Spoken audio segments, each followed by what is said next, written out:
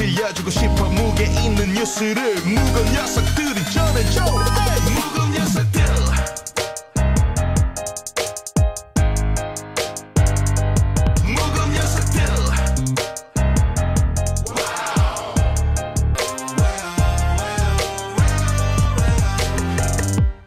무거운 녀석들 가벼운 뉴스 가라. 무게 있는 뉴스만 골라서 전해드립니다. 무거운 녀석들. 무게 있는 뉴스 전해줄 무거운 녀석 두 분 나왔습니다. 컴퓨터처럼 빠르고 정확한 시사평론 시사계 컴퓨터 백컴 배정호 세한대 교수 나왔습니다. 안녕하세요. 안녕하십니까. 네. 컴퓨터 평론 벌써 뭐 팬클럽이 생기기 시작했는데 8569님께서 똑소리 백컴 교수님 화이팅합니다. 바이러스 끼지 않는 컴퓨터. 간결하게 하세요. 자, 이어서 뚱커벨 인사이트K 배정찬 소장입니다. 안녕하십니까. 네, 저희가 아까 허리케인 데스크에서도 택배 기사님들 얘기 많이 하고 그랬는데 한 청취자께서요 이런 문자를 보내주셨어요. 어디는 일이 많아 돌아가시고 어디는 일이 없어 돌아가실 판이고요. 너무 한쪽 이야기만 하는 것 같네요. 다른 힘든 사람들 이야기도 좀 풀어주시기 바랍니다. 그렇군요. 예. 공감 갑니다. 네, 코로나 때문에 일이 없어서 힘드신 분들도 훨씬 더 많으실 텐데 알겠습니다. 청취자님의 고견 많이 받들겠습니다. 자, 코너 끝에 방송만 잘 듣고 계시면 금세 맞힐 수 있는 무게 있는 퀴즈 드립니다. 두 분이 전해줄 무거운 뉴스 잘 들어보시기 바랍니다. 윤석열 검찰총장 장모가 어제 검찰에 소환돼서 밤늦게까지 조사를 받았죠. 네, 윤석열 검찰총장의 장모 최모 씨가 10시간 넘게 검찰 조사를 받고 취재진을 피해서 기가를 했습니다. 어떤 혐의인지 궁금하실 텐데 장모 최 씨는 지난 2012년입니다. 네. 2억 원을 투자해서 한 요양병원을 공동 설립했는데 이 요양병원이 지난 2015년 박근혜 정부 때입니다. 23억 원을 불법으로 타낸 사실이 이제 적발이 됐습니다. 정부의 돈을 타냈다는 거 아니에요? 네, 당시 이제 병원 운영자 부부와 공동이사장 구씨 등 3명은 모두 재판을 받고 징역형을 받았었는데 공동이사장이었던 최 씨만 윤석열 총장의 장모 최 씨만 동업자와 썼다는 책임 면제 각서를 앞세워서 처벌을 피했거든요. 예. 이제 최 씨가 검찰 조사를 받는 과정에서 병원 경영에 관여하지 않았기 때문에 책임이 없다. 또 당시 조직에서 2015년경 자천돼 있던 윤 총장도 이 사건 수사와 무관했다. 이런 입장을 계속해서 강조하고 있는 것으로 나타났다고 합니다. 윤 총장 반응은 어때요? 뭐 지금 아무런 반응이 없습니다. 한마디로 얘기하면 묵묵부답입니다. 지난번에 추미애 법무장관이 수사지휘권 발동할 때는 위법하다, 부당하다, 상식에 어긋난다 라면서 강력하게 반발했던 그런 모습하고는 상당히 대조적인데요. 왜 그럴까? 제가 생각해 보니까 두 가지 이유 같아요. 하나는 명분이 없다.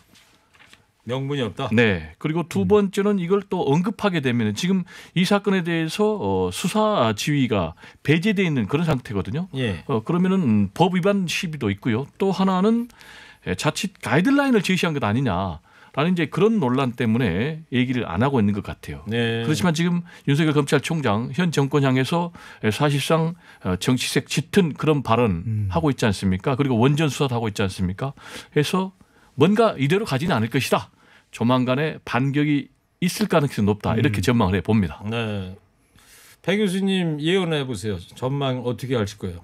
네. 반격이 언제쯤 나올 거다. 전망을 하겠지만 예언은 안 하겠습니다. 제가 볼 때는 반격이 이미 중이고요. 네. 또 뭔가 나오겠다. 알겠어요. 지금 하고 있는 수사가 원전 수사니까. 몸을 그거 많이 관련해서. 사리시는 것 같아요. 아 그렇습니까? 네?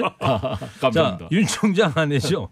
김건희 씨에 대한 소환 조사 가능성도 있습니까? 민주당은 조국 전 장관 같은 잣대로 수사해야 한다고 주장하고 있지 않습니까? 저는 뭐 소환 조사 가능성이 높다고 봅니다. 이미 압수수색을 시도했다가 기각이 되니까 기각이 됐죠.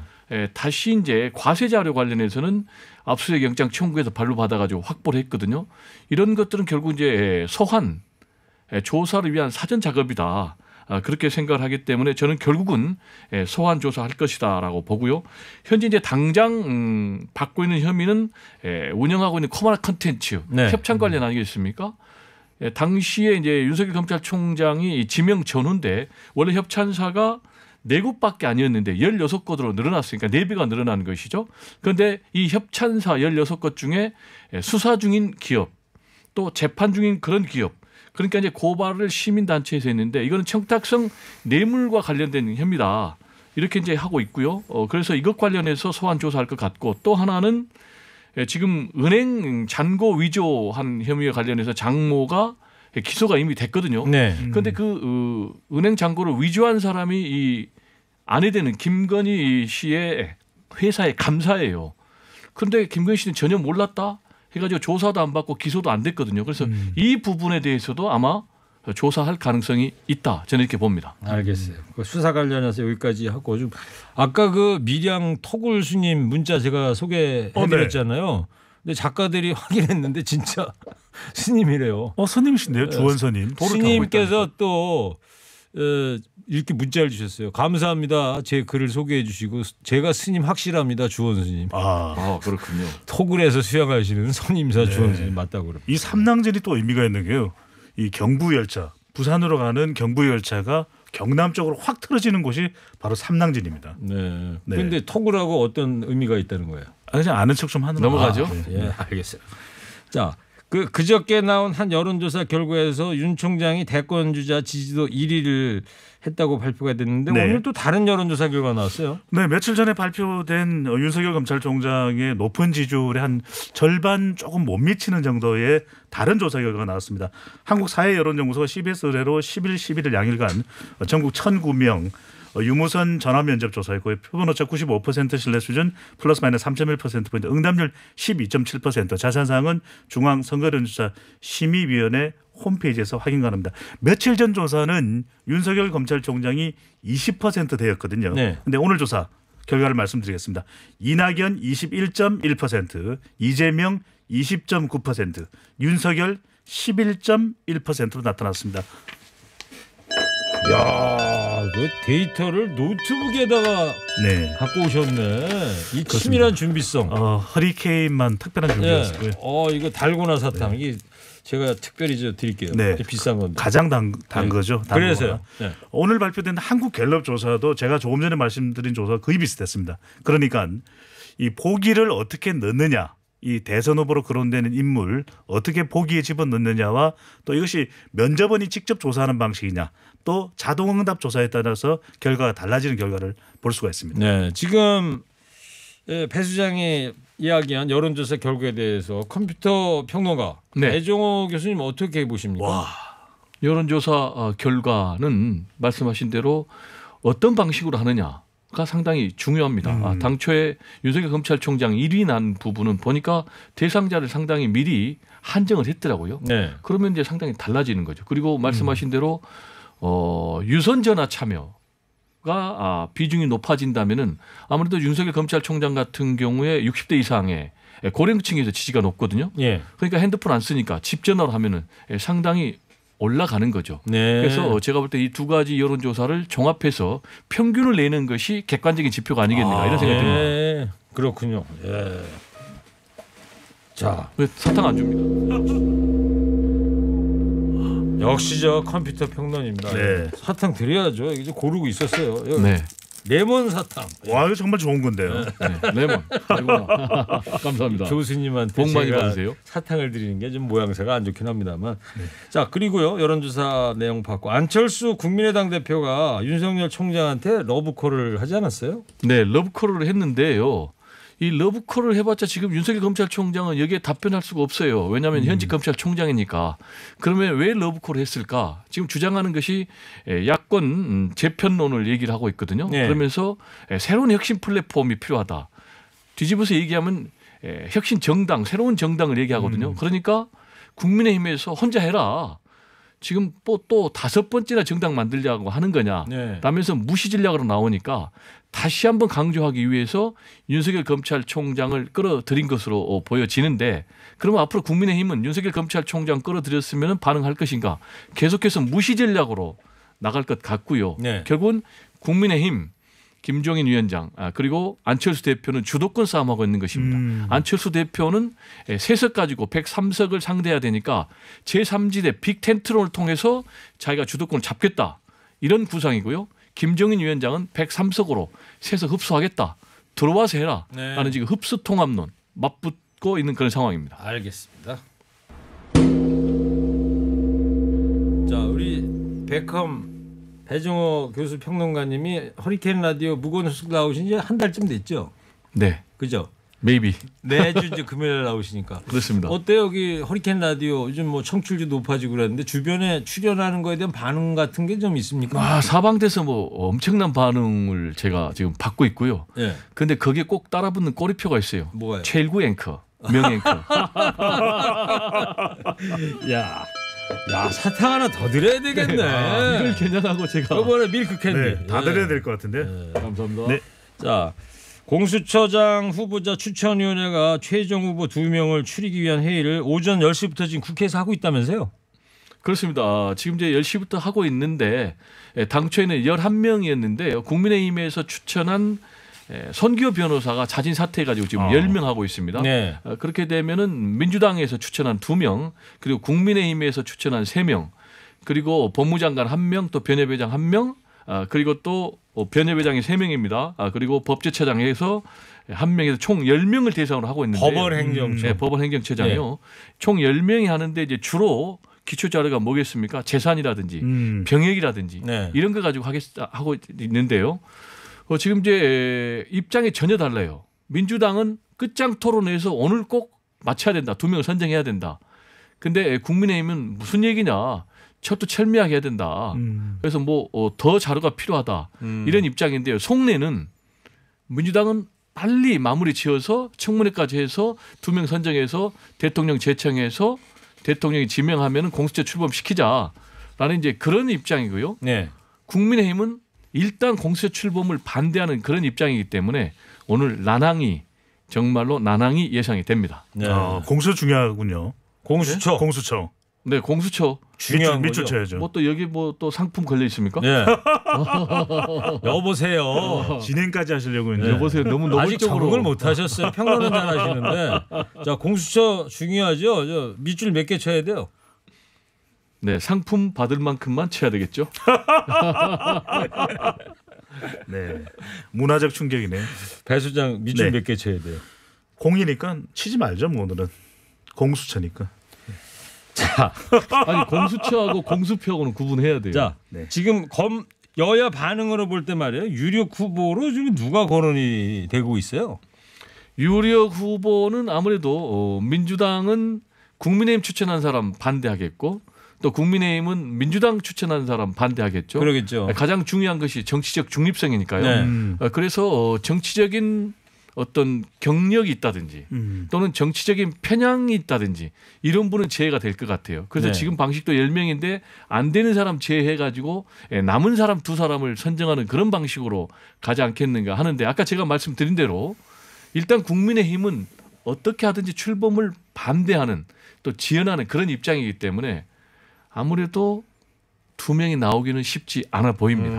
오늘 중에는 힘들 것 같다. 또는 2명을 추천해야 되니까요. 네. 국민의힘이 둘 다 반대하기 좀 어려우니까 1명만 하고 또 1명을 안 하는 방식으로 지역 작전을 좀 지연 작전을 펼 가능성도 있다 이렇게 봅니다. 둥커벨이 한번 분석을 해드렸었는데 네. 여도 아니고 야도 아니라 그러면 누가 유력할까? 그러면 대한변협에서 추천한 3명 중에 2명이 올라갈 가능성 적어도 딩동댕. 1명 정도는 포함될 가능성이 더.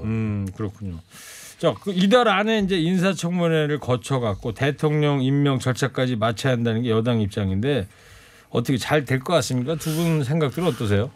출범은 할 겁니다. 분명히 이건 이제 법상으로 또 그렇게 되어 또 국민들이 이 공처 출범을 또 염망하고 있는데 일정이 좀 늦춰질 가능성은 불가피해 보입니다. 네. 적어도 오늘 정도에는 끝장 검증을 통해서 추천 후보 2명이 결정이 돼야 되는데 오늘 내에 이루어지지 않을 가능성도 배제하기 어려워 보이거든요. 예. 그렇다면 시간은 좀 늦춰질 가능성이 많을 것으로 보입니다. 알겠어요. 네, 저는 좀 다른 생각인데요. 네. 결국은 법을 바꾸는 길로 가지 않을까. 네. 왜냐하면 지금 법에서는 비토권이 있거든요. 그러니까 국민의힘이 계속 반대하면 안 돼요. 주호영 원내대표가 오늘도 여기에다 또 무슨 조건을 붙였냐면은 특별 감찰관을 빨리 임명해라.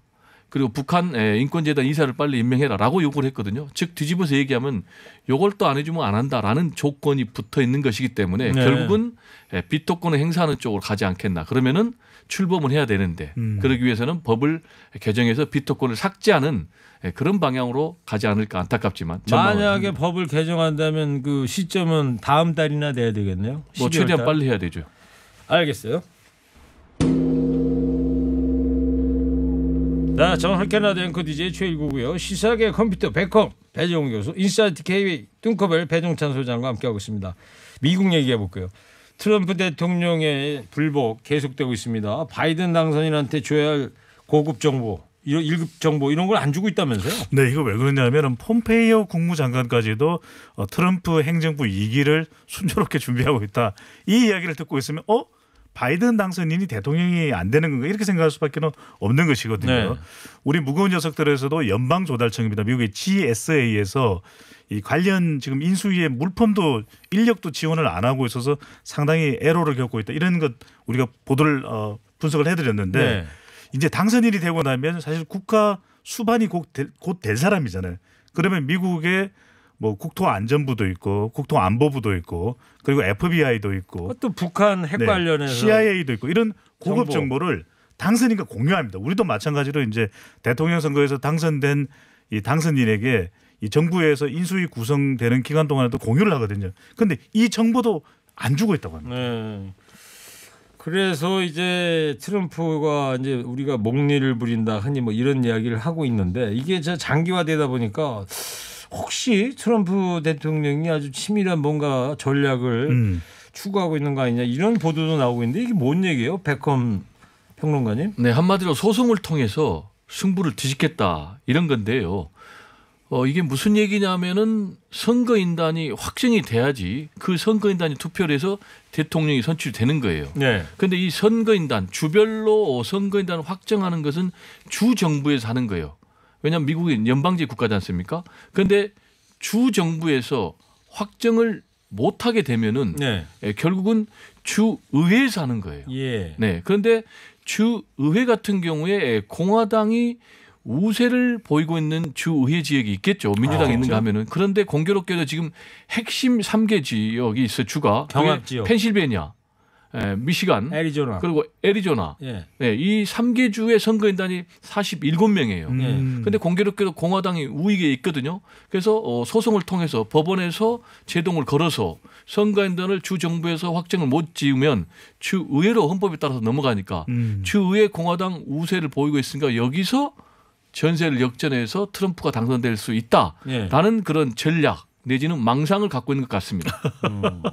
근데 이게 트럼프 대통령에게 계속 끌고 나가면 결과가 뒤집어질 그런 가능성도 있다는 겁니까? 뭐 0%다라고 제가 단정할 수는 없지만 미국의 대체적인 법률가들은 어림없다라는 네.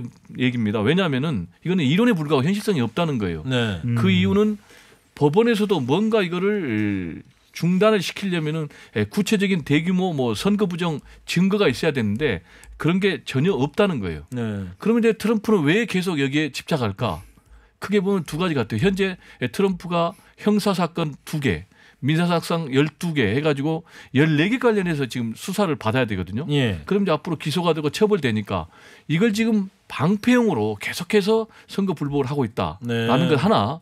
또 하나는 2024년 다음에 출마하겠다는 거예요. 그래서 이미 정치활동위원회 해가지고 지금 대선 자금 모금까지 들어갔다는 거예요. 네. 그러더라고요. 네, 예. 그래서 이런 것까지 겨냥해서 하고 있는데 이러면 이럴수록 미국은 더 멍들 수밖에 없는 거죠. 그렇죠. 네.